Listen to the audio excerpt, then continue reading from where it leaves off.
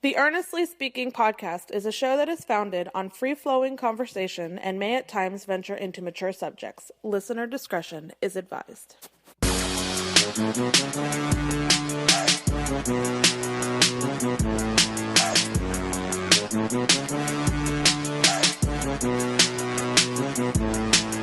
Earth Speaker Podcast coming to you on August 17th, 2022. Hiatus be damned, because I am back. Sort of, I guess. I couldn't stay away long, man. Honestly, I'm going to be straightforward with you guys. I miss doing this. The break was necessary. Don't get me wrong, the break was necessary. By the way, my hiatus from Take 3 does continue, though. I'll be back most likely next week on next week's show. But I really, honestly, just couldn't stay away from you guys from this podcast. I've spoken in the past about the importance of having something to express yourself, having something that it's yours. And especially when it comes to me and my life and having a family and all that, it's very important that I still have an outlet. My schedule, unfortunately, does not allow me to do a lot of things outside the house, which I'm not complaining about that, because my responsibility ultimately is to my family, it's to my wife and kids. But you do need things. I always tell my wife this too, especially. You do need things that you can lean on, things that you need, something that's yours, something that you can, that's for you. Some folks it's hunting, some folks it's fishing, and I'm not really into that. Some folks it's the gym. Although I am starting to go back a little bit to, working out a little bit, but it's not a passion of mine. Curating media is what I've been passionate about for the last, I say last 11, 12 years, but honestly, it's been most of my life. Even as a kid, even growing up as a teenager, doing, a little bit of radio, a little bit of TV, that kind of thing, on a small scale. I've always enjoyed creating content. And it's something for me where it's not just, when we started the show, it was just, sports only and all that kind of stuff, and of course I love sports, it is, sports, to be truthfully honest here, sports is the foundation of this podcast. We started the show daily because I wanted to have a sports show, and through the years, it's sort of migrated into just like, sports, mostly sports, but it's still a combination of a lot of things. But, being away from the show for a week or so, and, and all of the amount of the podcasts I do and all that, I couldn't stay away. I honestly, I got the itch again, and I think for me, the hard part for me is just balance. Getting my head straight and balance and all that. And I'm working on that. I really am. But like I said, got a lot of decisions to make coming up. With when I do the show in terms of like extra content. I made commitments, and the last episode we did, I talking about scaling back. I'm still going to scale back to some degree, in terms of just balancing everything. Listen to my body, listen to my schedule, and most importantly, listen to my family and see what's going on there. I still want to be available for my family when I need to, and when I mean available, I don't mean just like there and just physically, but also I talk about the bandwidth, and as I said, football season is typically the time of year where I get really heavy into this podcast because, like I said, last year we started a weekly football show on this feed called Football's Awesome, which I really enjoyed. But again, I said on the last episode that I did what I did not reveal at the time last year was that there was some burnout. I was working on some burnout at the time. Now the schedule has opened up a little bit now in some ways where I can do a lot of stuff. But I also said on the last episode that I want to use that time now to be a little more diverse with my life, not just being stuck in the studio doing podcasts. Now, granted, I do love doing this again, but I also want to start using that time to spend time with my mom, spend time, with friends I haven't seen, having lunch and maybe breakfast, whatever it may be. But I'm looking at also ways to utilize it too, and I was panicking a little bit to some degree, and yes, I still need to balance. So like I said, I'm still assessing things. Like I said, I said in the last episode that, I was contemplating not bringing back Football's Awesome, and I'm still on the fence on that. Because the true thing is I really did enjoy doing it. I really do enjoy doing that podcast. But as I said, it's a lot of work. But if I can somehow because again, it's my show, so I can actually shorten the show, in ways and that I can make it easier for myself. You're recording 3 segments, of course, between, Mike and Kyle and then Zach on the back end. I can still do that show in an efficient manner, and still have enough in the tank to do other things as well too. So like I said, the schedule has opened up a little bit too in recent days because of kids going to school now. Both kids are in school all day long, so on the days I'm home, Tuesdays, especially Tuesdays is my day, my time to shine. I have the entire day. I have 7 hours to myself. Then I have the back end of the night also to do stuff as well too. So like I said, there's a lot of things that I can utilize with that. So, like I said, I'm still in the same spot here. Like I said, I'm still. Football's also come back next year. It's not off the table yet, not completely yet. I'm using these next couple weeks to assess the schedule, assess things around me, and if I can somehow do that and maintain a consistent schedule recording versus also make sure I have enough in the tank for my family and everything else outside, we'll continue doing what we did last year. We'll see what happens. But I'm going to wait another week or two as we're now week two now into technically a week because we started school last week with the kids. And hopefully we'll see what happens. Like I said, I have commitments. I already committed to doing the Huddle Up podcast with our good friend Big Jim, James Neese, every Tuesday night. I'm committed to that every Tuesday this season. I'm also committed to, of course, my other podcast, the wrestling podcast I've been doing for the last 2.5 years with Mike and Joe, the Take 3 Wrestling podcast. That's on recorded every Thursday night. So that's something that's right built in. So now everything around this now has to kind of be balanced and whatnot. So let's see how things work out. I'm going to wait for this first week or two of school, how the schedule works out. Like I said, yesterday was kind of funny, not having the kids at home for 7 hours for the first time since becoming a father. It's weird. It was kind of weird, but it was awesome at the same time to have, that time to myself and to just figure out, okay, what can I do? How can I utilize this time for myself between 8 a.m. when they go to school and then, 3 p.m. when I pick them up from school? We'll see. So working on that. But like I said, I have all that coming on. Like I said, that's built in my schedule, those things. School's back, like I said, for my kids. It's been the first week's been good. The adjusting so far has been, for me, a little bit. My one thing I'm working on, I'm trying to really figure out is waking up in the morning. I typically wake up when it was just my oldest son going to school. I could wake up at 7:15, even 7:30 to get there at 8 o'clock because he's pretty good at getting up on his own. But now we got our second kid now going to the same school. And this week we've been struggling already with the school in general because a week in and we still have the drop-off lines at 8 in the morning or 7:30 in the morning for that matter because when we go on the road. And then the pickup lines at 3, which I get there at 2:15 now, 2:10, 2:15, are disastrous right now, weekend. And we thought that maybe a week or 2 weeks into it, maybe a week into it, they'll probably figure it out and it'll be a little more efficient and the lines will be a lot more quicker to go through. No, we're weekend and it's just as bad. And so I now, instead of me going to pick up my kids now at maybe 5 minutes, 10 minutes before they get out of school because, they're only across the street from my house. Now I have to go almost an hour before just to get a spot in line. And even then, I'm still, in line for a little bit, waiting for the kids to come to the car. So it's one of those things where, again, that's part of the schedule because that eats into the 7 hours a little bit. So, like I said, we'll wait and see how things play out also too with school as well too in the next couple of weeks, and hopefully that settles in. It's funny. I was driving my car today, and I have two. Obviously, we have two cars in the house. I have my car and then my wife's car, the family car, we call that SUV. Both our cars have been paid off for a while. SUV we bought cash like years ago because we needed a second car.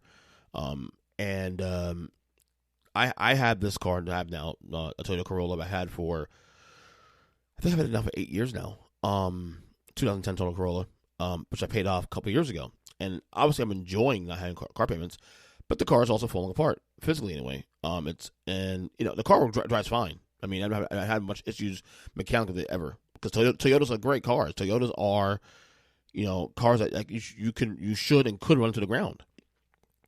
But I will say that despite the prices of cars right now because of inflation and all that, and I haven't checked as of late. Maybe it's finally started to tailor off a little bit. I do have the itch to buy a newer car, and I'm trying to fight off the itch because ultimately, like I said, I'm 42 years old. I'm really trying to prioritize saving money and putting my money into experiences as opposed to like things to keep, But it gets hard sometimes when I'm driving my car. I'm like, I wish I knew a car. My car is not a problem. It works fine. The radio's great. The AC is fine. The whole nine. I could do things in the car physically, on the outside, body work to maybe make it a little more pleasing to myself, to my eye, I guess. But other than that, it's just been, okay, I don't have a car payment. I have $270 more money now in my a month now, than I did 3 years ago because this car's paid off.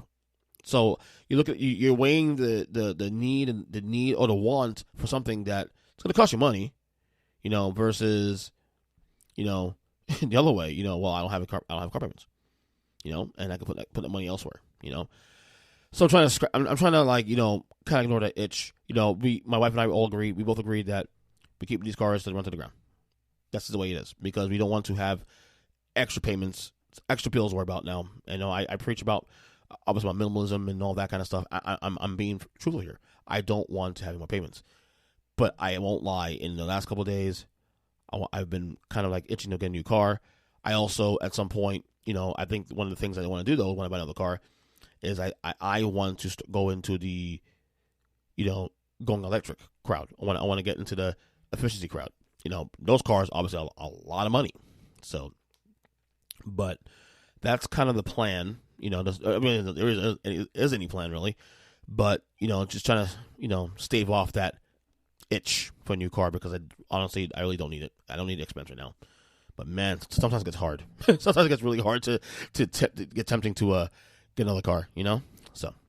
Anyway, we are still in the middle of NFL preseason. We're still about 3 weeks away from the start of the regular season. I believe that's September 8th, I think, first game of the year, and that weekend. It is the 8th, actually, yeah. And we're getting closer, to having a little more football content on here.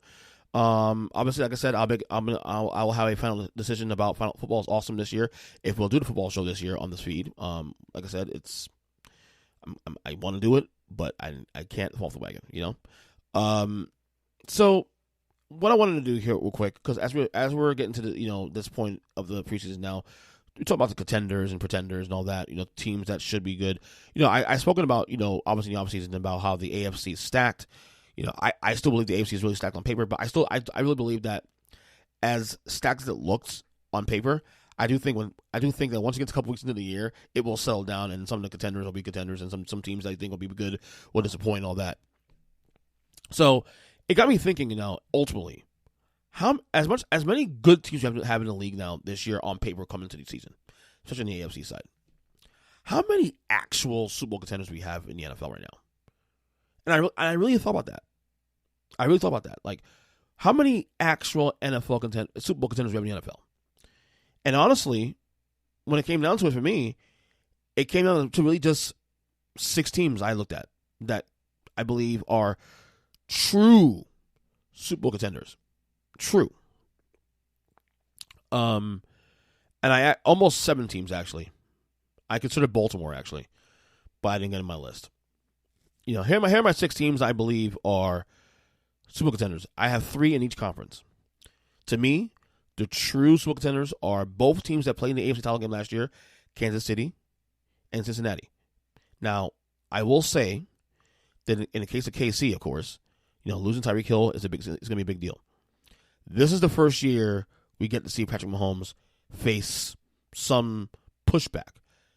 Not just losing Mahomes not losing Tyreek Hill during the offseason here, but also the Chiefs were a weird team last year. Granted, they got number 2 seed and 12 wins, all that, but it wasn't pretty. It wasn't typical. It wasn't typical of the first couple of years of Mahomes' career. Okay, and also they flamed out. They almost lost to Buffalo first off in the divisional game.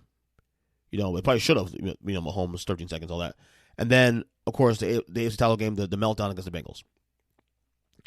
My opinion is that I believe, and obviously we'll do an NFL Overrunners podcast. I think next week we'll schedule to record that on this feed. My opinion is that the Chiefs are going to take a step back. That I believe it. I agree with. How big a step back is the big question, though. Will they lose one less game? Will they, maybe more? Who knows? But I do think the Chiefs will take a step back because they are on paper worse than they were last year. Now, how many wins does Tyreek Hill cost you? Who knows?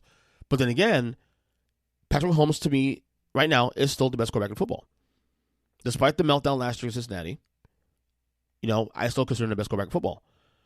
So can he? And I hate it's weird saying this now because considering how great he's been the first couple of years of his career, can he rise to another level or overcome this, if you will? That's the big question. So while I think that to take a step back, ultimately because of how good that quarterback is, I have to leave the Chiefs there as a contender. The Bengals, obviously, too. The Bengals, being in the Super Bowl last year, Joe Burrow, on paper they got better. Like, they had the same team intact for the most part, but it also actually got an offensive line on paper as well, too. And that was the biggest flaw last year. And they got to the Super Bowl with a bad offensive line. And you can say on paper that the line's improved. We'll see how, obviously, you still got to play the game. We'll see how it plays out in September and beyond. But those two teams definitely in the AFC are Super Contenders. And my last team in the AFC is the Buffalo Bills. I actually think the Buffalo Bills right now are the best team probably in football right now. Not just in the AFC, probably in football. This is set up to be Josh Allen's year. They should have beaten the Chiefs last year, as I said, in the divisional round. Didn't happen, obviously. But this is the year. I believe everything is set up well for the Bills to really succeed. And they got Von Miller. Now, Von Miller, obviously a little older on defense, but that leadership's going to be valuable. And he's just coming off a Super Bowl title with the Rams last year. So, there you go. On the NFC side, 3 teams as well, too. Obviously, the LA Rams, Super Bowl champions. Some concern, though. Matthew Stafford, his injury, I think it's his arm, whatever it is, or his elbow, whatever. I can't remember exactly. Not fact checking right now at this point. But possible tendinitis or injury there. We'll see how that plays out going the year. I think it'll be fine ultimately because there doesn't seem to be a lot of concern coming from that camp right now. The other team, of course, the team they played in the NFC title game last year, that is the San Francisco 49ers. Now, obviously, the big issue there is the quarterback. Trey Lance is the starter. Obviously, we'll see how good he is going forward. Jimmy Garoppolo is still on that roster. Last year's contract, obviously. We'll see, haven't traded him yet. No one can find a trade partners yet. So we'll see how that plays out. But I think San Francisco defense is elite. They have great players. They re-signed Deebo Samuel. Trey Lance, obviously, it's a small sample. He looked decent in the preseason, though. But it comes to the quarterback. If the quarterback even plays average, I think they're a contender. And, of course, the last team in the NFC, the 6th team of overall, is the returning of after 44 days retired or 40 days retired, whatever it is, Tom Brady and the Buccaneers, the Tampa Bay Buccaneers. Obviously, I don't need to sell that to you. The team is still very well intact. We'll see how it goes. But they added Julio Jones to the roster. I will say though, 2 teams that while I believe will not be playoff teams this year, but I think they will drastically improve from what they were last year. I got two frisky teams in the NFL this coming year to look out for.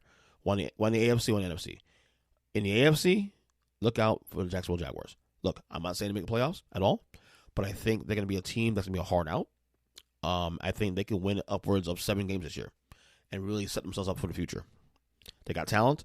I think last year, obviously the disaster of Urban Meyer, you have to pin a lot of their issues on that situation. That situation was bad from the start, and that plays a big role in how players respond.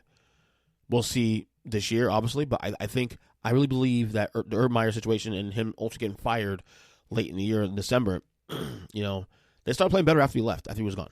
Just saying. The other team I have as the frisky team in the NFC is the Detroit Lions. No, I'm not saying it because they're on Hard Knocks and I'm getting fired up. First of all, I'm not even watching Hard Knocks. I haven't watched Hard Knocks in about 6 or 7 years. Not for any reason, just because I just haven't had any time. But I think Detroit last year, as bad as they were, a lot of their losses were one-score games. They were like literally in position to win. I like Dan Campbell. I don't know if he's a coach that can become a top-tier coach. I mean, he's obviously a great motivator, but I have questions about his team overall. But I think the Lions have talent. I think the Lions have a direction. I can see that team winning, just like Jacksonville winning 6-7 games this year. And honestly, I would dare say that the Lions have a better chance of maybe swelling the number even beyond that because of their conference. Like, I don't think the Jaguars will win no more than 5 games because that conference overall is tough on paper. But the NFC is top heavy. So after you get past Tampa, the Rams, and like I said, the Niners, as a contender, I believe that you have a lot of space there for teams to really steal some wins. And Detroit is going to be a really frisky team to play against. I mean, you saw last year, even in their really horrible year record-wise last year, they still were very competitive. So that's my Super Bowl tiers for this season. And, of course, the two teams I believe are going to be very frisky, as I like to say in the show all the time, and annoy the hell out of all my teammates here on the show. So, like I said, football's around the corner. College football's around the corner as well, too. I don't know. I just feel really disconnected from college football this year, at least right now. I don't feel any sense of hype or, just any sense of like, oh my God, this is going to be a great season, this kind of thing. I just don't feel that right now. I just don't. Not for any reason. Now, obviously, that could change as you get closer to week 0 and then week 1, of course, in late August, early September. Obviously, I'll pick up a little bit. We'll see how maybe my mood changes as I get there. College football for me, I love college football to the record. I'm not even saying it's a bad thing. I love it. I talked about it on the Football's Awesome podcast last year. We talked about it a lot, me and Kyle especially. But last year was fun. Last year was a lot of fun. We had Cincinnati break the ice and get into the playoff 4. My number 2 team, Michigan, cracked it as well too. Finally go over the hump, beat Ohio State. There were some really cool upsets last year, of course. Georgia wins the whole thing. So, but I get the feeling that this year we're going to revert back to the same old.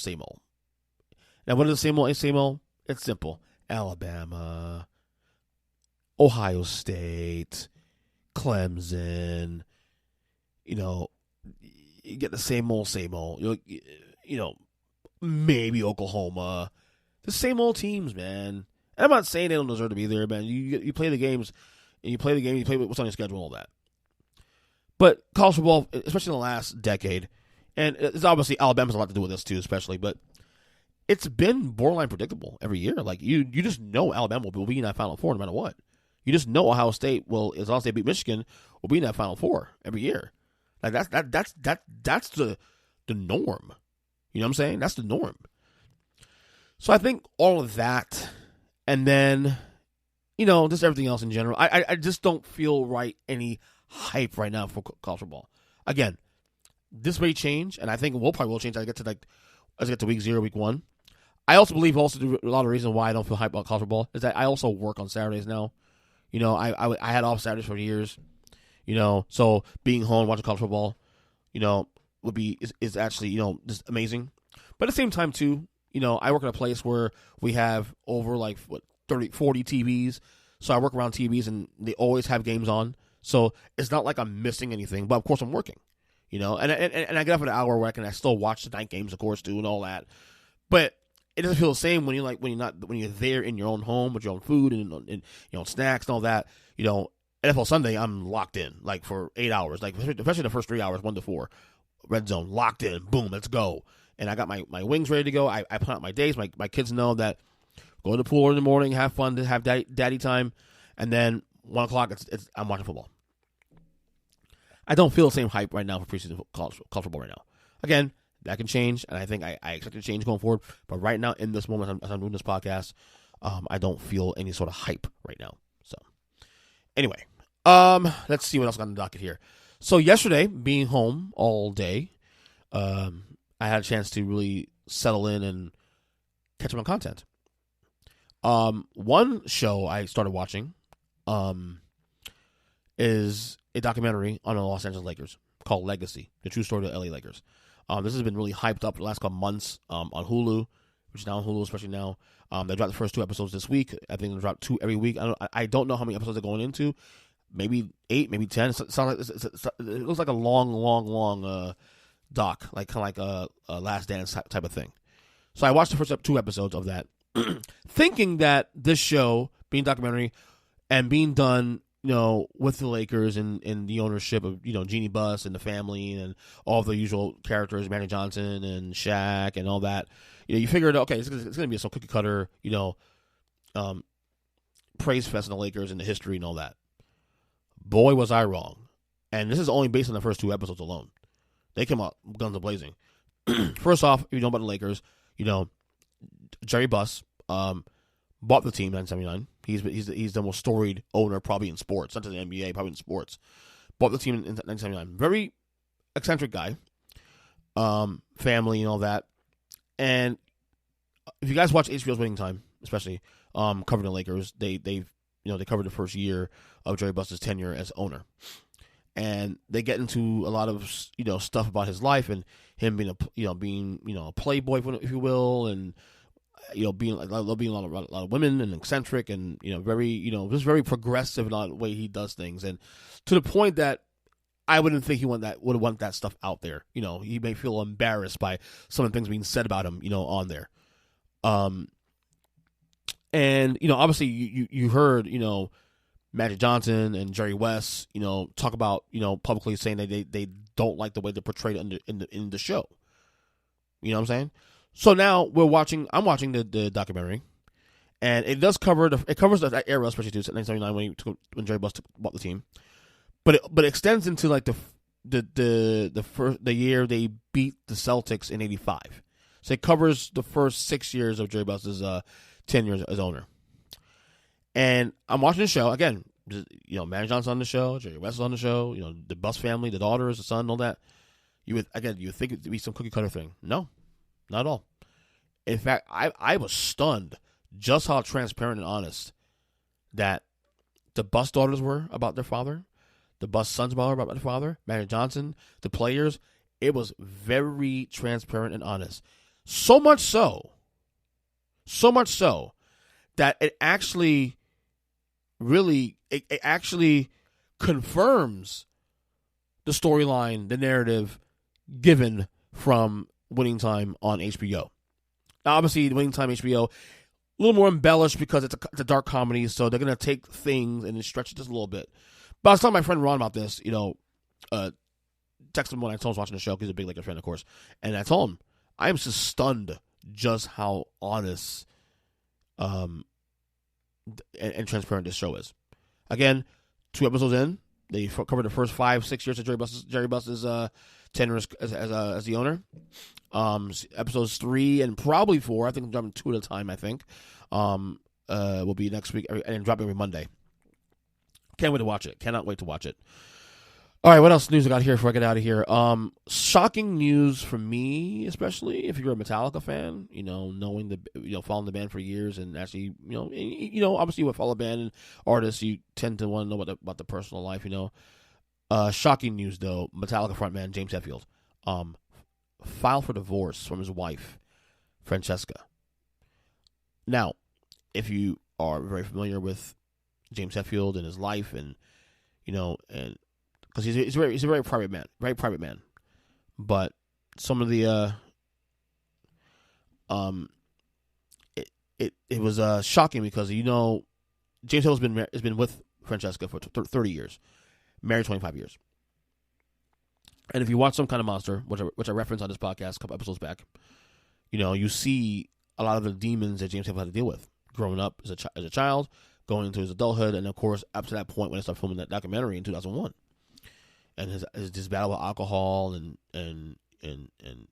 dealing with abandonment issues, obviously, he grew up in a Christian Science, household, and for years he said that his wife matured him, and he always credits his wife Francesa of saving his life.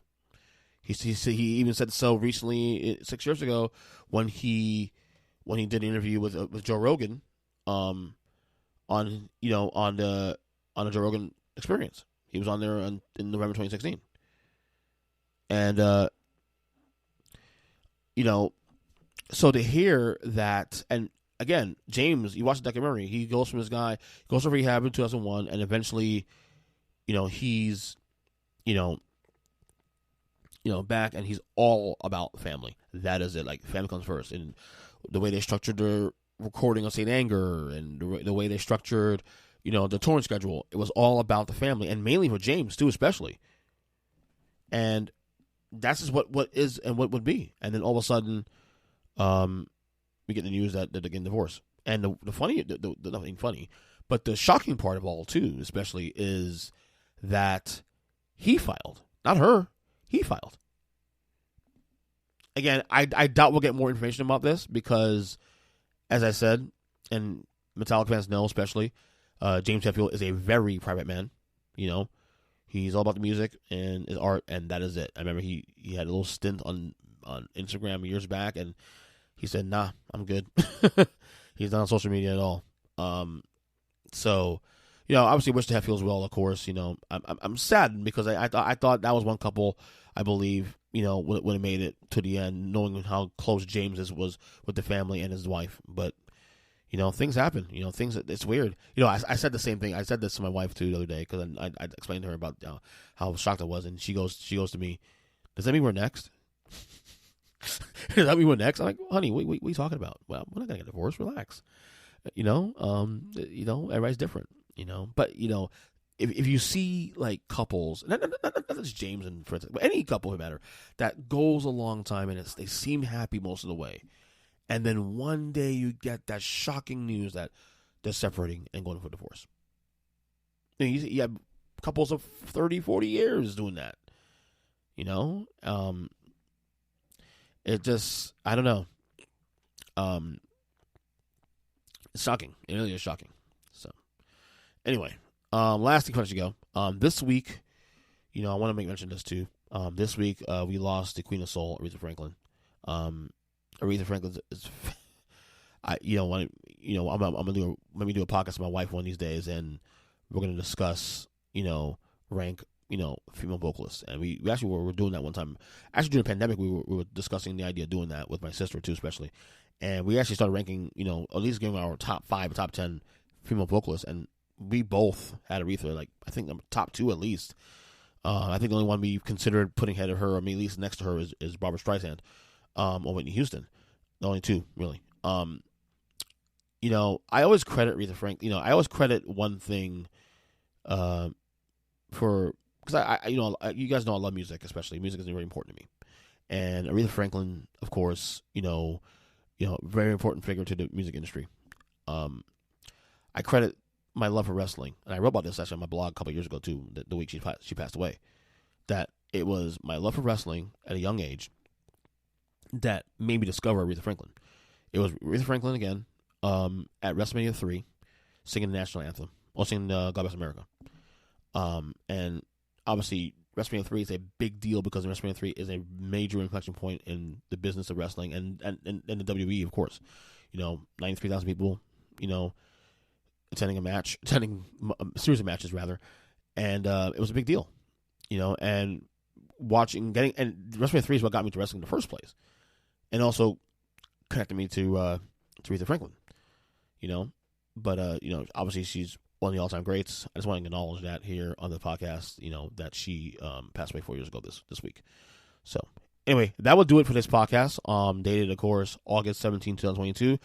I am on Twitter at EJChristian7. I am glad to be back. I'll be back on Take the Wrestling most likely next week. We'll see. That show affects a little bit my schedule in terms of the kids next day. Take them to school and that time, obviously. We'll figure out how that goes. We'll see how that goes, rather. But we'll see. I think that's it. Anything else I want to talk about here before I go? I think that's it. It's on Twitter, EJ7. We'll talk to you guys later. And